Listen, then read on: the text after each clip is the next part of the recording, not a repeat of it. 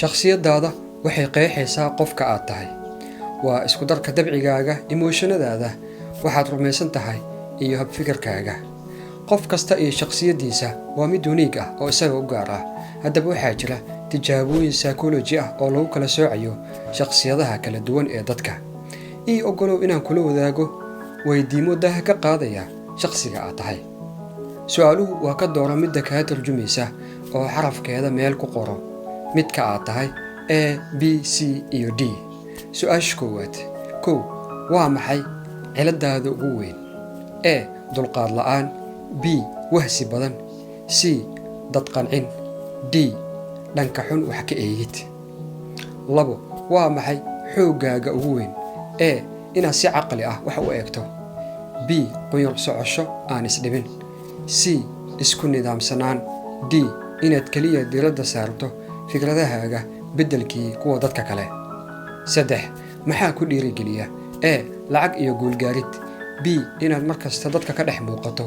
C, inaad ka gudubto caqabadahaaga. D, xasilooni iyo ammaan. 4, maxaa kala mid tahay dadka kale? A, awood badan. B, saaxiibtinimo iyo soo jiidasho. C, wax kontaroolid. D, xishood badan. 5, afartan shaqo midkee jeclaan lahayd inaad qabato? A, maamulid shirkad weyn. B, qof xafladaha agaasima ama diyaariya. C, qof wax sawira ama farshaxameeya. D, qof dadka kale talooyin siiya.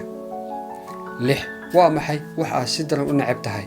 A, sharaxaadda dheer ee qofku siinaya ku saabsan arrin ama xaalad. C, waxyaabaha daraamada ah sida rawaayadaha, sheekooyinka, aflaanta iyo wixii la mid ah. D, iska hor imaadka ama khilaafka. 7, saaxiib noocee ah ayaa tahay? A, qof shaqo badan oo aan waqti u hayn asxaabta kale. B, hogaamiye xaaladaha kacsan, kaftan ku qaboojiya. C, qof xigmad badan oo dadka talooyin siiya.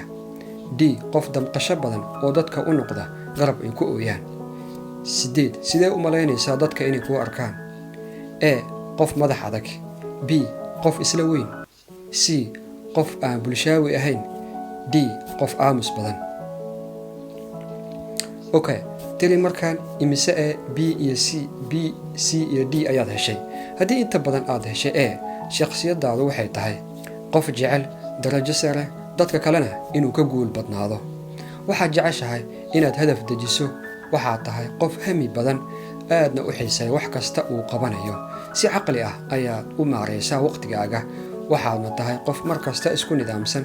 marka aad dadka la macaamilaysana waxaad tahay qof ay kalsooni ka muuqato, jecelna inuu guulaysto. hankaaga sare ayaa mararka qaar kaa dhigi kara qof aan dulqaad lahayn, madaxna adag.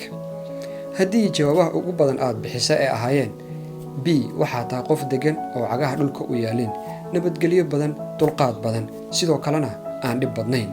dadka way ku jecel yihiin waayo waxaad tahay qof lala saaxiibi karo. waxaad jeceshahay inay dad badan hareerahaaga joogaan, sidoo kalena waxaad aad u doondoontaa dadka in lagaa dhex arko. waad ku caajistaa waxyaabaha rutiinka ah ama howlaha nidaamsan, taasoo keenta inaad mararka qaar noqoto qof wahsi badan.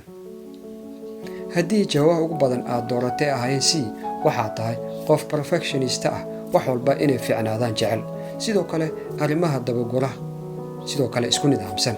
waxaad jeceshahay inaad sharciga raacdo ama nidaamka markaasi degsan. waxaadna sidoo kale xiisaysaa inaad rutiin lahaato ama howl jadwal maalmeed. waxaad tahay qof caqli badan lagu tuhmayo, waxna baara, taasoo kaa dhigta inaad tahay qof xalliya problemada jira, sidoo kalena aad siiso dadka kale talooyin dhexalgal ah. mararka qaar waxaad tahay dad qanciye, waxaadna taasi ugu wacan adigoo doonaya inay wax kasta okay ahaadaan. waxaadna waqti badan ku bixisaa ka welwelidda waxa qaldan. haddii jawaabaha ugu badan aad dooratay ahaayeen xarafka D, waxaad tahay qof sensitive ah oo si fudud ugu walaaca xaaladaha jira, sidoo kale emotional ah, caadifad badan.